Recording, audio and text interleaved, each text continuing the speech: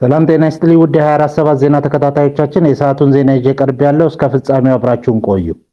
የምንለቃቸው መረጃዎች እንዲደርሳችሁ ላይክ፣ ሼር እና ሰብስክራይብ ማድረጋችሁን እንዳትረሱ በማለት ወደ ዜናው አለፍኩ። ዶክተር ደሳለኝ ጫኔ በመጪው ምርጫ እንደማይወዳደሩ አስታወቁ።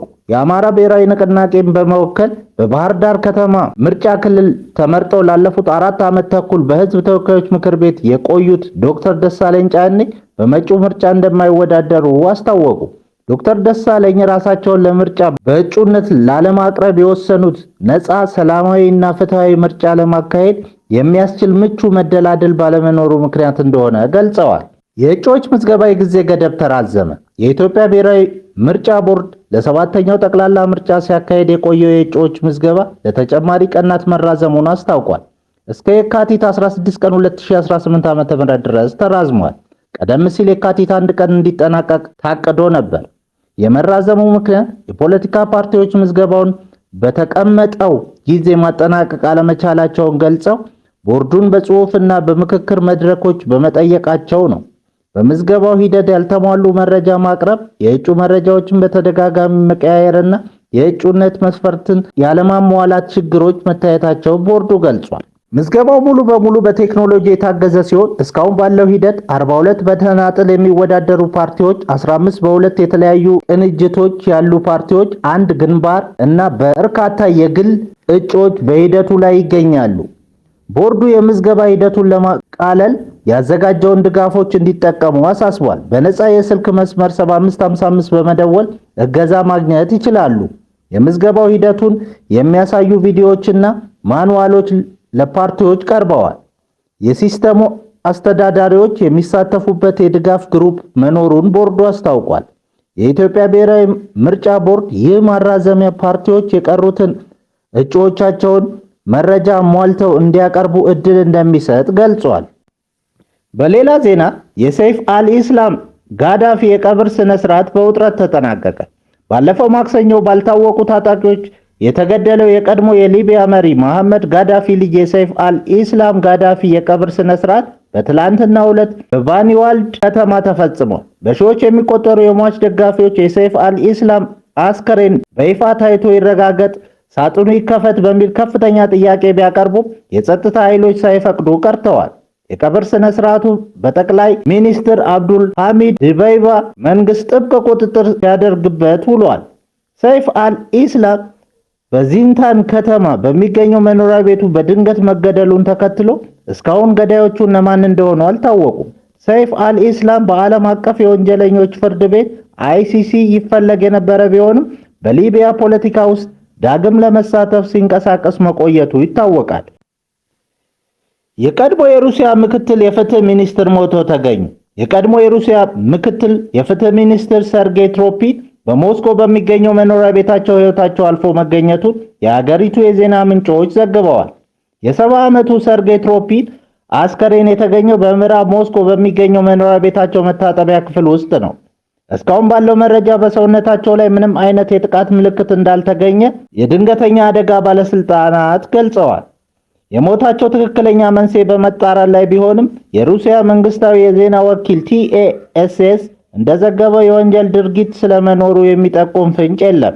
ሰርጌይ ትሮፒን እንደ አውሮፓ አቆጣጠር ከ1996 እስከ 1997 ባሉት ዓመታት የሩሲያ ምክትል የፍትህ ሚኒስትር በመሆን ማገልገላቸው ይታወሳል። በህንድ አባታቸው ከሞባይል ስልካቸው ላይ ጨዋታ በመሰረዙ 3 እህትማማቾች ሕይወታቸውን አጠፉ። በህንድ ኡታር ፕራዲሽ ግዛት በኒው ዴልሂ ከተማ ዳርቻ ነዋሪ የሆኑ 3 ወጣት እህትማማቾች አባታቸው በስልካቸው ላይ የኮሪያ የፍቅር ጨዋታ እንዳይጫወቱ በመከልከላቸውና ጨዋታውን ከስልካቸው ላይ በማጥፋታቸው ምክንያት ከ9ኛ ፎቅ ላይ በመዝለል ሕይወታቸውን አጥፍተዋል። ቪጂካ 16 ዓመት፣ ፕራቺ 14 ዓመትና ፓኪ 12 ዓመት ዕድሜ ያላቸው ታዳጊዎቹ ለዓመታት በኮሪያ ፊልሞችና በሞባይል ጨዋታዎች ሱስ ተጠምደው እንደነበር ተገልጿል። ረቡዕ እኩለ ሌሊት ላይ አባታቸው ጨዋታቸውን ከስልካቸው ላይ ሲያጠፉባቸው የፈጠረውን አለመግባባት ተከትሎ እናታቸው ለጥቂት ደቂቃዎች ወደ ሌላ ክፍል በሄዱበት ቅጽበት 3ቱም እህትማማቾች ወደ በረንዳው በመውጣት ይህንን አሰቃቂ እርምጃ ወስደዋል። ልጆቹ ከመሞታቸው በፊት 8 ገጽ ያለው የስንብት ደብዳቤ ትተው አልፈዋል። በደብዳቤያቸው ላይ አባዬ ይቅርታ፣ ኮሪያ ሕይወታችን ናት፣ ኮሪያ ትልቅ ፍቅራችን ናት፣ ምንም ብትልኛ ልንተው አንችልም፣ ለዚህ ነው ራሳችንን የምናጠፋው የሚል መልእክት አስፍረዋል። የልጆቹ አባት ኬታን ኩማር እንደገለጹት የልጆቹ ሱስ የጀመረው በኮቪድ-19 ወቅት ስልኮችን በብዛት መጠቀም ሲጀምሩ ነው። ሁኔታው እየተባባሰ ሄዶ ትምህርታቸውን እስከ ማቋረጥና ሌሊቱ ሙሉ በስልክ ላይ እስከ ማሳለፍ ደርሰው ነበር። ፖሊስ ስፍራው ላይ ሲደርስ የልጆቹን አስከሬን መሬት ላይ ወድቆ አግኝቷል። ምንም እንኳን በፈቃዳቸው ዘለሉ ተብሎ ቢታመንም አንዳንድ የዓይን እማኞች ግን ሁለቱ እህቶች አንዷን ለመያዝ ሲሞክሩ አብረው የወደቁ ይመስላል በማለት የተለየ ምስክርነት እየሰጡ በመሆኑ ምርመራው ቀጥሏል። የአሜሪካና የኢራን ድርድር በኦማን ያለ ስምምነት ተጠናቀቀ። ትላንት በኦማን መዲና ሙስካት በተካሄደው የአሜሪካና የኢራን ቀጥተኛ ያልሆነ ድርድር ቴህራን የዩራኒየም ማበልጸግ ስራዋን እንድታቆም የቀረበላትን ጥያቄ ውድቅ ማድረጓ ተሰማ። ኢራን የዩራኒየም ማበልጸግ ሂደቱን ለማቆምም ሆነ ሂደቱን ከሀገር ውጪ ለማዛወር የቀረበላትን የአሜሪካ ጥያቄ አልቀበልም ብላለች። ንግግሩ በዋናነት የአሜሪካን ጥቃት ለመከላከልና ዲፕሎማሲያዊ መፍትሄ ለመፈለግ ያለመ ቢሆንም በሁለቱ ወገኖች መካከል ያለው ልዩነት አሁንም ሰፊ እንደሆነ ቀጥሏል። አሜሪካ የኢራንን የኒውክሌር ፕሮግራም፣ የባሊስቲክ ሚሳኤል ልማትና ቀጠናዊ አማጽያን መርዳት እንድታቆም ብትፈልግም ኢራን ግን ድርድሩ በኒውክሌር ፕሮግራሟ ላይ ብቻ እንዲገደብ ትፈልጋለች። በአሁኑ ወቅት በአረብ ባህር ላይ የአሜሪካ የጦር መርከቦች የተሰማሩ ሲሆን ፕሬዝዳንት ትራምፕ ዲፕሎማሲው ካልተሳካ ወታደራዊ እርምጃ ሊወስዱ እንደሚችሉ ዝተዋል። ይህ ድርድር ባለፈው ሰኔ ወር ከተካሄደው የ12 ቀናት ወታደራዊ ግጭት በኋላ የመጀመሪያው ሲሆን በኦማን ዲፕሎማቶች አሸማጋይነት የተካሄደ ነው። ምንም እንኳን ውጤቱ ተስፋ ሰጪ ባይሆንም ሁለቱም ወገኖች ለተጨማሪ ንግግር ቀጠሮ ይዘዋል። ትላንት ጠዋት በፓኪስታን መዲና እስላማባድ በሚገኝ የሺያ ሙስሊሞች መስጊድ ውስጥ በተፈጸመ አሰቃቂ አጥፍቶ ጠፊ የቦምብ ጥቃት ቢያንስ 31 ሰዎች ሲገደሉ 169 የሚሆኑ ደግሞ ቆስለዋል። በራዋልፒንዲ ዲስትሪክት የሚገኙ ሆስፒታሎች የደረሰባቸውን የቁስለኞች ብዛት ማስተናገድ ባለመቻላቸው ሁሉም የቀዶ ጥገና ስፔሻሊስቶች፣ የነርቭ ሐኪሞችና ማደንዘዣ ባለሙያዎች አስቸኳይ ጥሪ ተደርጎላቸዋል። ፍንዳታው በጣም ኃይለኛ ከመሆኑ የተነሳ የመስጊዱን ቅጥር ግቢ ክፉኛ ያፈራረሰው ሲሆን በማህበራዊ ሚዲያ ላይ የሚሰራጩ ምስሎች የሰዎችን አካልና ደም መላ መስጊዱ ላይ እንደተረጨ ያሳያሉ። ምስሎቹ እጅግ ዘግናኝ በመሆናቸው ሊታዩ የማይችሉ ናቸው። በአሁኑ ሰዓት እስላማባድ በከፍተኛ ወታደራዊ ቁጥጥር ስር የምትገኝ ሲሆን የታጠቁ ወታደሮች በመስጊዱ ዙሪያ ሰፊ አጥር በማጠር ወደ ቦታው የሚጠጉ ሰዎችን እየከለከሉ ይገኛሉ።